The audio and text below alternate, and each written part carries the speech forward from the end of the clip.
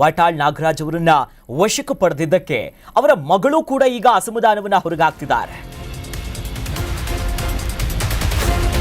ಬಂದ್ಗೆ ಕರೆ ಕೊಟ್ಟಿದ್ರು ವಾಟಾಳ್ ನಾಗರಾಜ್. ಆದರೆ ಪ್ರತಿಭಟನೆ ಮಾಡೋದಕ್ಕೂ ಮುನ್ನ ಅವರನ್ನ ಮನೆಯಿಂದಲೇ ಪೊಲೀಸರು ವಶಕ್ಕೆ ಪಡೆದ್ರು.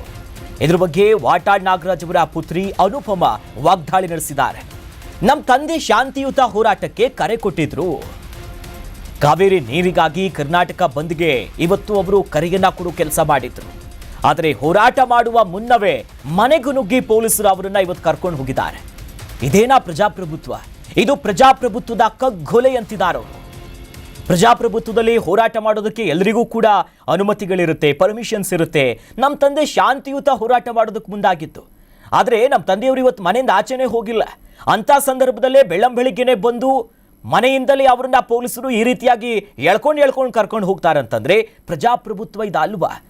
ನೀವು ಅಂದ್ರೆ ಕಾಂಗ್ರೆಸ್ ಪಕ್ಷಕ್ಕೆ ನೇರವಾಗಿ ಪ್ರಶ್ನೆ ಮಾಡ್ತಾ ಕೇಳ್ತಾರೆ. ಬೇರೆ ಬೇರೆ ಸಂದರ್ಭದಲ್ಲಿ ಪ್ರಧಾನಿಯವರು ಬೇರೆ ಬೇರೆ ಕಚೇರಿ ಮುಂದೆ ಹೋರಾಟ ಮಾಡ್ತಿರಲ್ಲ, ಈಗ ಹೋರಾಟ ಮಾಡುವುದನ್ನ ಹತ್ತಿಕ್ಕುವಂತ ಕೆಲಸ ಯಾಕೆ ಮಾಡ್ತಿದ್ದೀರಿ ಅಂತ ರಾಜ್ಯ ಸರ್ಕಾರ ಮತ್ತು ಪೊಲೀಸ್ ಇಲಾಖೆಯ ನಡುಗೆ ವಾಟಾಳ್ ನಾಗರಾಜ್ ಅವರ ಪುತ್ರಿ ಕಿಡಿ ನುಡಿಗಳನ್ನ ಆಡಿದ್ದಾರೆ. ಈ ದಿನ ನಮ್ಮ ತಂದೆಯವರು ಅಖಂಡ ಕರ್ನಾಟಕ ಬಂದ್ ಕರೆ ಕೊಟ್ಟಿದ್ರು. ಅದು ಶಾಂತಿಯುತವಾದಂತಹ ಹೋರಾಟ. ಅಖಂಡ ಕರ್ನಾಟಕ ಬಂದ್ ಯಾವ ಕಾರಣಕ್ಕೋಸ್ಕರ? ಕಾವೇರಿ ನೀರು ಹಾಗೂ ಕಳಸಾ ಬಂಡೂರು, ಮೇಕೆದಾಟು ಯೋಜನೆ ಹಾಗೂ ರೈತರ ಎಲ್ಲ ಬೇಡಿಕೆಗಳ ಪರವಾಗಿ ಮತ್ತು ಬಿಡದಿ ಟೌನ್ಶಿಪ್ ವಿರುದ್ಧವಾಗಿ ಈ ರೀತಿಯಾದಂತಹ ಹಲವಾರು ಬೇಡಿಕೆಗಳನ್ನು ಇಟ್ಕೊಂಡು ಕರ್ನಾಟಕ ಬಂದ್ಗೆ ಕರೆ ಕೊಟ್ಟಿದೆ. ಆದರೆ ಇವತ್ತು ನಡೆದಂತಹ ವಿಚಾರ ತಮ್ಮೆಲ್ಲರಿಗೂ ನಾನು ಹೇಳಲೇಬೇಕು. ಮುಂಚೆನೆ ಬಂದು ಅವ್ರ ಬಾಯಿನ ಮುಚ್ಚಿಸಿ ಅವ್ರು ಒಂದು ಮಾತು ಕೂಡ ಆಡಕ್ ಬಿಡದೆ ಅವ್ರನ್ನ ಬಂಧನ ಮಾಡಿ ಕರ್ಕೊಂಡು ಹೋಗಿರೋದು ನಿಜವಾಗ್ಲೂ ಖಂಡನೀಯವಾದಂತಹ ವಿಚಾರ.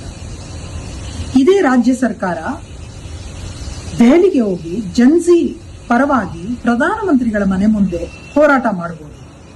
ಆದ್ರೆ ಶ್ರೀ ವಾಟಾಳ್ ನಾಗರಾಜ್ ಅವರು ಈ ಕನ್ನಡ ನಾಡು, ನುಡಿ, ಭಾಷೆ, ಜಲ ಇದರ ಬಗ್ಗೆ ನ್ಯಾಯಯುತವಾಗಿ ಶಾಂತಿಯುತವಾಗಿ ಹೋರಾಟ ಮಾಡೋಕೆ ಹೊರಟಿದ್ರೆ ಅವರನ್ನ ಒಂದು ಮಾತು ಆಡಕ್ ಬಿಡದೆ ಮನೆ ಒಳಗಡೆ ನುಗ್ಗಿ ಸಾವಿರಾರು ಜನ ಪೊಲೀಸ್ನವ್ರು ಬೇಕು ಅವ್ರನ್ನ ಅರೆಸ್ಟ್ ಮಾಡ್ಕೊಂಡು ಹೋಗ್ತಿದ್ದಾರೆ. ಇದೇನಾ ಪ್ರಜಾಪ್ರಭುತ್ವ? ಹಾಗಾದ್ರೆ ಪ್ರತಿಯೊಬ್ಬರಿಗೂ ಹೋರಾಟ ಮಾಡೋ ಹಕ್ಕಿಲ್ವೇ? ಅವ್ರು ಯಾರಿಗೋಸ್ಕರ ಹೋರಾಟ ಮಾಡ್ತಾ ಇದ್ದಾರೆ? ಈ ನಾಡಿಗೋಸ್ಕರ ಹೋರಾಟ ಮಾಡ್ತಾ ಇದ್ದಾರೆ.